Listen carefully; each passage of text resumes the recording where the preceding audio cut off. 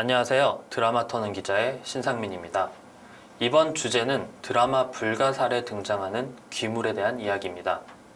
TVN에서 2021년 12월 18일부터 2022년 2월 6일까지 방송된 불가사리는 죽일 수도 없고 죽을 수도 없는 불가사리 된 남자가 600년 동안 환생을 반복한 한 여자를 쫓는 이야기를 다룬 작품입니다. 드라마에서는 귀물이라는 존재가 등장합니다. 귀물은 괴물과는 조금 다릅니다. 괴물은 괴상한 생물을 의미합니다. 인간이나 짐승처럼 형체가 존재하고 만져지며 혼백을 가지고 있는 존재입니다. 하지만 귀물은 혼백으로 이루어진 존재를 뜻합니다. 괴물과 달리 육신이 없는 경우가 많고 형체가 보여도 변화무쌍하거나 살아있는 생명체와 같은 생생함이 없는 존재입니다. 귀물은 괴물보다 인간에게 해를 끼치거나 장난을 치는 경우가 많다고 합니다. 드라마에서는 귀물이라는 존재로 불가살, 갑산괴, 그승세, 조마구, 털옥손, 영노, 두억신이가 등장합니다. 드라마 제목이기도 한 불가살, 불가사리로도 알려져 있습니다. 불가살은 고려 말부터 조선 건국 초기까지 다양한 형태로 이야기가 전해집니다.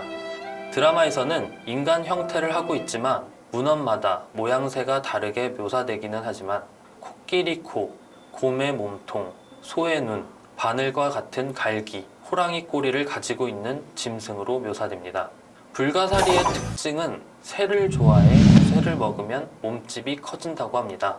송남잡지라는 문헌에 등장하는 불가사리는 밥풀로 만든 이상한 짐승이 쇠붙이를 보이는 대로 먹고 죽일 수조차 없다고 적혀 있습니다. 불에 던져도 불에 탄 채 민가를 돌아다녀 오히려 역효과만 났다고 합니다. 스님에게 받은 부적을 붙이자 쇠를 토하고 사라졌다는 기록이 남아 있습니다. 드라마 속 불가살과 문헌 속 불가살은 죽지 않는다는 점만 같을 뿐 전혀 다른 귀물입니다. 드라마에 등장하는 갑산괴는 열려실기술이라는 문헌 속에 등장합니다. 나라가 어지러울 때 등장하는 괴물로 이빨이 톱니 같고 한 손에는 활, 한 손에는 불을 쥐었다고 전해집니다. 퇴치하는 방법이 따로 있는 게 아니라 북을 치고 활을 쏘면서 물러가기를 비는 수밖에 없었다고 합니다. 이 괴물이 등장하면 10년 내 나라에 좋지 않은 일이 생길 징조라고 합니다. 드라마에서도 갑산괴를 잡기 위해 북을 치는 장면이 등장합니다. 갑산괴가 환생한 무당 역시 자신의 기운을 누르기 위해 그의 아들이 매일같이 북을 쳤다고 이야기하기도 합니다. 드라마 속 갑산괴와 무당의 일을 유심히 보면 톱니처럼 되어 있는 것도 볼 수 있습니다. 그승세는 제주도 민담에 등장하는 귀물입니다. 비를 맞지 않기 위해 입는 도롱이인 우장과 닮았다고 합니다. 정확한 생김새는 알려져 있지 않지만 가장 큰 특징이 사람의 마음을 조정해 자살을 하게 만든다는 겁니다. 드라마에서도 그승세의 환생인 버스 기사가 밧줄을 들고 다니는 모습이 등장하기도 합니다. 민간설화에 등장하는 조마구는 조그만 쥐 정도의 크기로 때릴수록 커진다고 합니다. 잔인한 성격을 가지고 있어 송아지 정도까지 커지면 자신을 해치려는 사람을 죽인다고 합니다.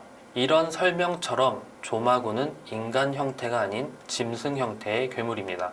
하지만 드라마 속 조마구는 인간 형태로 사람을 뜯어먹는 존재로 등장합니다. 조마구가 사람을 먹고 식탐이 강하다는 이야기가 설화에서도 등장합니다. 드라마가 이러한 특성 때문에 조마구가 환생한 조선시대 노부를 마치 쥐처럼 묘사한 듯 싶습니다. 털옥손은 털럭이 많이 난 손, 다시 말해 사람이나 길짐승의 몸에 난 길고 굵은 털이 손에 난 존재를 부르는 말입니다. 털옥손은 거제에서 구전으로 전해지고 있습니다.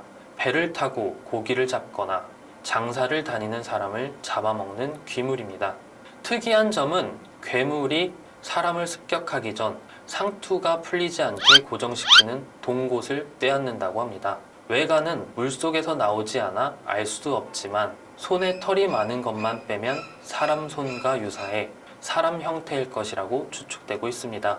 영노는 민담 문헌에 등장하지 않는 괴물입니다. 오직 경남 지역 가명극에 등장하는 괴물입니다. 반은 사람이고 반은 짐승인 괴물로 삼각형의 날카로운 이빨을 가진 붉은 얼굴이 특징입니다.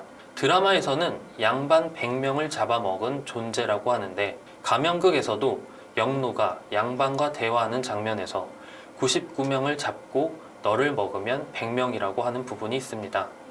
두억신이는 아이를 키우는 부모라면 신비 아파트를 통해 들어봤을 존재입니다. 두억이라는 말이 머리를 억누른다는 한자어입니다. 도깨비와 많이들 헷갈려 하지만 엄연히 다른 귀물입니다. 드라마에서도 두억신이가 나타나자 머리를 억누른다는 이야기를 하는 것도 같은 맥락입니다. 천혜록을 비롯한 여러 민간 설화에 등장합니다.